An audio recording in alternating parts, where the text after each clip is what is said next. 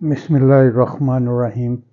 دوستو، میں ناصر محمود گجر، مرکزی کنوینر آل پاکستان گجر ایسوسی ایشن۔ دوستو، میرے چینل کو لائک کریں، سبسکرائب کریں، شیئر کریں اور کمنٹس بھی کریں۔ میرے عظیم ہم وطنوں، میرا آج کا جو ولاگ ہے یہ روٹین سے ہٹ کے اپنے ملک کی موجودہ سابقہ جو ایک زندگی گزری ہے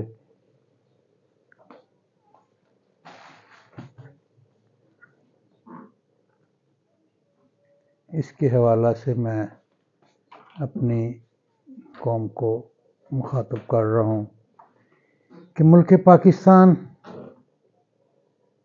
جب سے آزاد ہوا ہے تب سے لے کر جب سے میں نے ہوش سنبھالی ہے اور اب بڑھاپے کی منازل طے کرتے ہوئے ہمیشہ ایک بات سننے کو ملی ہے کہ ہمارا ملک بڑی گمبھیر سیاسی صورتحال میں داخل ہے، ہماری اکنامیکل پوزیشن بڑی خراب ہے، ہم دوست ممالک کے دیے ہوئی امداد پہ سروائیو کرتے ہیں۔ یہ سنتے سنتے ہمارے کان پک گئے ہیں۔ اسی طرح ہمارا سیاسی کلچر ہے کہ ہم سیاسی طور پہ ابھی نابالغ ہیں، بلوغت میں داخل ہی نہیں ہوئے۔ ہمارے ملک میں سیاسی طالع آزما بھی آئے، ہمارے ملک میں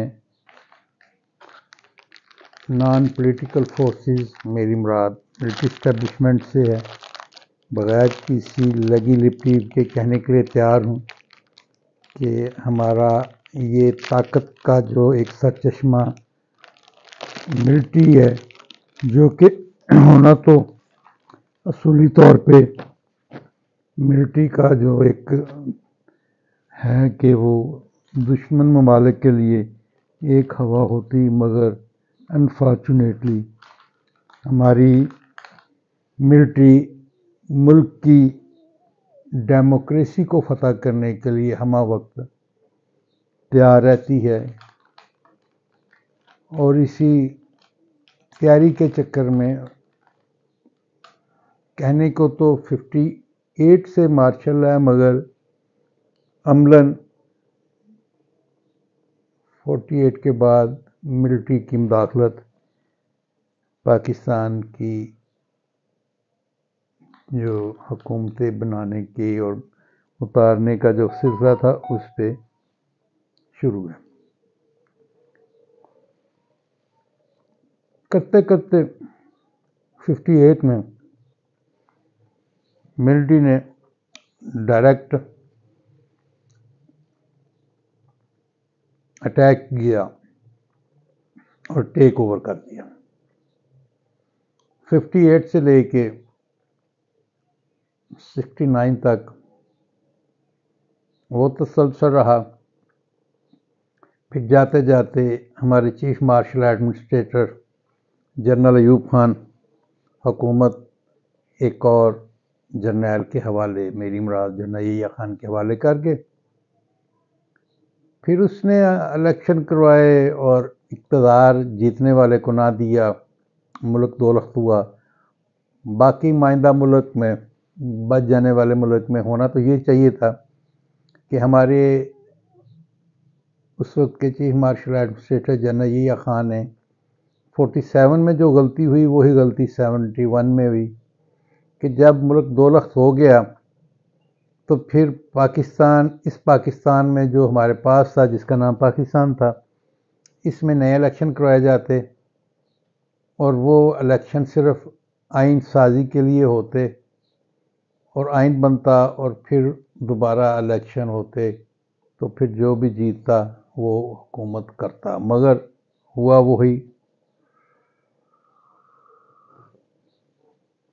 کہ متحدہ پاکستان کے الیکشن کے تحت ذوالفقار علی بھٹو کو سول مارشل ایڈمنسٹریٹر، دین انہوں نے اسمبلی بنائی ان سے بھی ایک غلطی ہو گئی تھی کہ جب 73 کا آئین بنا تو اس وقت اس اسمبلی کو آئینی اسمبلی کہتے، چلو جو کچھ بھی تھا، تو الیکشن دوبارہ جب 4 صوبے بن گئے تو پھر الیکشن دوبارہ کروائے جاتے اور جو بھی لوگ منتخب ہوتے وہ حکومت کرتے۔ مگر ذوالفقار علی بھٹو سے بھی غلطی ہوئی کہ 73 کا آئین بنایا اور اسی آئین کو آگے کنٹینیو کرتے ہوئے 77 تک لے گئے، اور 77 کے الیکشن میں جو کچھ ہوا وہ بھی ایک ہسٹری کا حصہ ہے کہ اس الیکشن کو قومی اتحاد نے نہ مانا اور ملک میں مارشل لا لگا۔ پھر یہ مارشل لا 77 میں لگا اور 88 تک اس کا لمبا 11 سالہ عرصہ، پھر 88 میں حکومتیں بنتی ٹوٹتی گئیں اور 99 میں پھر مارشل لا۔ تو مارشل لا بھی لگتے رہے، نہ تو مارشل لا کے تحت ملک میں کوئی اکنامیکل اسٹیبلٹی، پولیٹیکل اسٹیبلٹی ہوتی، یہ دونوں کچھ نہ ہوا۔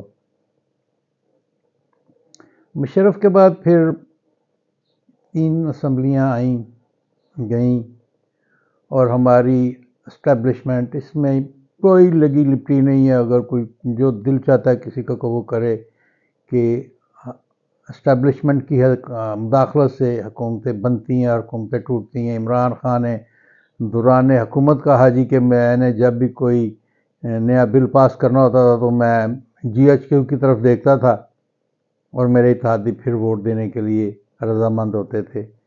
پھر اسی دور میں ہمارے مختلف پولیٹیکل پارٹی، جس طرح میں اسپیشلی نام لوں گا کہ یہ میڈیا ہاؤسز میں ریکارڈڈ پروگرام ہے کہ خواجہ آصف صاحب نے بھی کہا کہ جب تک اسٹیبلشمنٹ کا ساتھ نہ ہو عدم اعتماد کامیاب نہیں ہو سکتی۔ شاہد خاقان عباسی نے بھی یہی کہا کہ جب تک اسٹیبلشمنٹ ساتھ نہ دے تو جو ہے وہ عدم اعتماد کامیاب نہیں ہو سکتی۔ پھر ہم نے دیکھا کہ اسٹیبلشمنٹ نے اس وقت کی اپوزیشن کا ساتھ دیا، حکمران جماعت کو توڑا اور عدم اعتماد کروائی اور PDM 1 کے نام سے ملک میں حکومت بنی۔ پھر نگران بنے، نگران تو وہ برائے نام تھے، اب وہ نگران تمام کوئی پیپلز پارٹی میں شامل ہوا، کوئی مسلم لیگ نون میں شامل ہوا، کوئی وزیر اعلیٰ بنا، کوئی وزیر خزانہ بنا، کوئی وزیر داخلہ بنا، کوئی وزیر اسی طرح کے اور مختلف عہدہ جات نگرانوں نے حاصل کیے، کوئی سینیٹر بنا۔ تو یہ نگران بھی ایک ڈگوسلا تھا۔ تو جب اس قسم کے اوپن مداخلتیں مختلف اداروں کی ہوں گی اور پھر ہمارے حکمران، ہماری اسٹیبلشمنٹ، ہمارے انٹلیکچوئل کہیں کہ جی ملک اسٹیبل ہو، تو یہ ممکن نہیں ہے۔ اب میں مثال دینا چاہوں گا کہ اپنے ہمسایہ ممالک ایران اور افغانستان اور ہندوستان کی۔ افغانستان وہ ملک ہے کہ جس میں 50 سال خانہ جنگی رہی اور ابھی 2 سال مکمل ہونے والے ہیں وہاں حکومت کو، طالبان کی حکومت کو، اور صدقے جاؤں ان حکمرانوں کو، ان کے وزراء کو، ان کے وزرائے دفاع کو، ان کے چیف آف آرمی اسٹاف کو کہ وہ اپنے شہروں میں اکیلے پیدل گھومتے ہیں، ریڈیو والوں کے پاس جاتے ہیں، دکانداروں کے پاس جاتے ہیں اور عام جنرل پبلک کو بھی ان سے ملنے میں کوئی ڈر، کوئی خوف نہیں ہے کہ ان کے آگے 50 گاڑیاں ہیں، ان کے پیچھے 100 گاڑیاں اور درمیان میں ایک کہہ لیں کہ انداتا بیٹھا ہوا ہے کہ جس کو ہماری پبلک مل ہی نہیں سکتی، جو ہمارے ملک کا کلچر ہے۔ تو کرتے کرتے کرتے کرتے افغانستان آج اس مقام پہ پہنچ چکا ہے کہ وہاں انہوں نے کوئی 280-300 کلومیٹر لمبی مصنوعی نہر بنا لی ہے دریائے آمو پہ، اور اب 1-2 سال میں افغانستان اس قابل ہو جائے گا کہ وہ اناج پوری دنیا کو ایکسپورٹ کرے۔ افغانستان نے 2 سال کے اندر اندر ایک سپر کار تیار کر لی ہے۔ افغانستان گیس میں خود کفیل ہونے کے ساتھ ساتھ ہندوستان اور پاکستان کو بیچنے کی پوزیشن میں آ چکا ہے۔ افغانستان میں سے اتنا تیل وہ نکالنے کی پوزیشن میں آ چکے ہیں کہ ملک کی ضروریات پوری کرنے کے بعد وہ ایکسپورٹ کر سکیں۔ ایران پچھلے 30-40 سال سے امریکہ سے حالت جنگ میں ہے۔ ایران کی امریکہ نے ایکسپورٹ پہ پابندی لگائی ہوئی ہے، اور ایران کی عوام پاکستان کی عوام سے 1000 گنا زیادہ سکھ میں ہے۔ ہمارے ملک کی طرح نہیں ہے، وہاں الیکشن بھی ہو رہے ہیں اور انتقال اقتدار بھی ہو رہا ہے۔ ہمارے الیکشن ہونا بھی ایک سوالیہ نشان ہے، اور انتقال اقتدار اس سے بڑا سوالیہ نشان ہے۔ ملک پاکستان میں کن چیزوں کی کمی ہے؟ اچھا، ایک ملک رہ گیا ہندوستان۔ ہندوستان نے ویری فرسٹ ڈے جب آزاد ہوا تو اپنے آپ کو، اپنے معاملات کو انہوں نے سیدھا رکھا۔ اس کی فوج کی جرت نہیں ہے، دنیا کی سب سے بڑی فوج ہے، کہ وہ اپنے ملک کو فتح کرے، اپنے ملک کے جمہوری اداروں کو فتح کرے۔ یہ پاکستان کی فوج ہی رہ گئی ہے کہ جس کو ملک پاکستان کو فتح کرنے کے لیے ہر 5-6 سال کے بعد یا ان کو پیچھے بیٹھ کے اقتدار کی اتنی چسپ پڑ چکی ہے کہ کوئی بھی آرمی چیف اقتدار کی جو بندر بانٹ ہے اس کو کیے بغیر وہ اپنا CNC نہیں رہ سکتا 3 سال۔ اور 3 سال کا ٹینیور ختم کرنے کے بعد پھر وہ سازشیں کرتا ہے کہ اسے ایکسٹینشن دی جائے۔ Recently general Bajwa, general Kayani, general Musharraf, general Zia, general Ayub Khan کہ 70 سال میں کم از کم 20-30 آرمی چیف ہونے چاہیے تھے 3 سال کے بعد جاتے۔ تو یہاں تو جس کے ہاتھ میں بٹیرا آ جاتا وہ چھوڑنے کا نام ہی نہیں لیتا۔ وہ ایسی محلاتی سازشیں کرتے ہیں کہ انہیں ایکسٹینشن ملے، اور ایکسٹینشن لیتے ہیں، اور ملک کو انسٹیبل کیا ہوا ہے۔ ان کے تو اپنے معاملات چلتے ہیں، ان کے عسکری بھی بنتے ہیں، ان کے ڈیفنس بھی بنتے ہیں، ان کو گھر بھی ملتے ہیں، وہ ریٹائرمنٹ کے بعد ان کو نوکریاں بھی ملتی ہیں، پینشن بھی ملتی ہے۔ تو عوام کا کیا گناہ ہے کہ عوام کو نہ بجلی ملے، نہ پانی ملے، نہ گیس ملے، بل اتنے زیادہ ہوں کہ عوام ہر وقت پریشان رہیں؟ میری بات کرنے کا مقصد یہ ہے کہ میرے پاکستانی دوستو، سوچو، یہ سوچو کہ ایک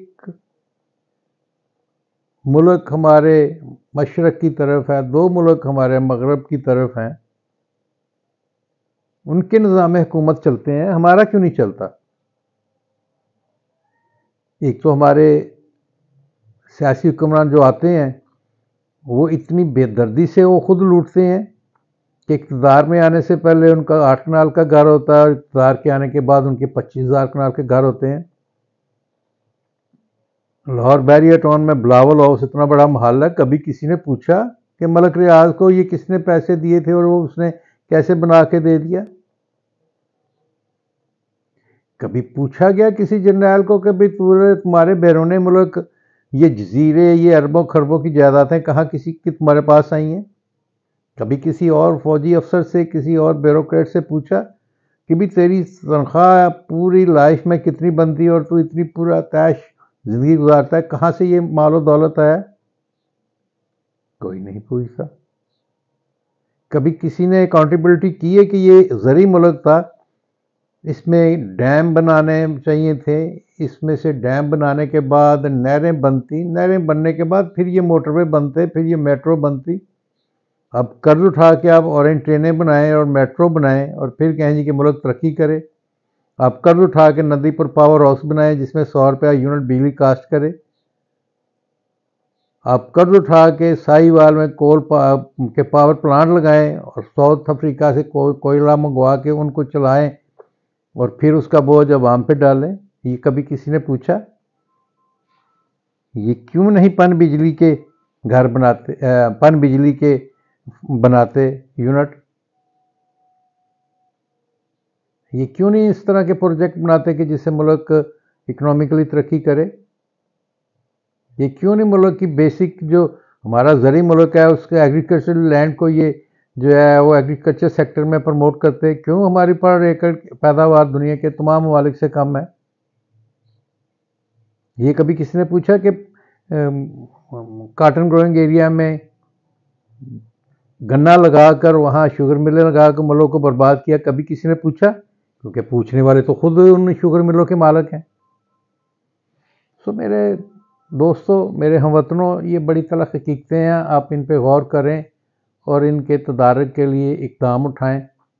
میری باتیں کافی تلخ ہیں، کی ہیں، دکھی دل کے ساتھ کر رہا ہوں، کوئی ذاتی عزائم نہیں ہے، کوئی ذاتی ٹارگٹ نہیں ہے، صرف ملک کی بہتری کے لیے اور اس پاکستان کی بہتری کے لیے یہ چند باتیں کی ہیں۔ انہی کے ساتھ اجازت چاہوں گا۔ خدا حافظ۔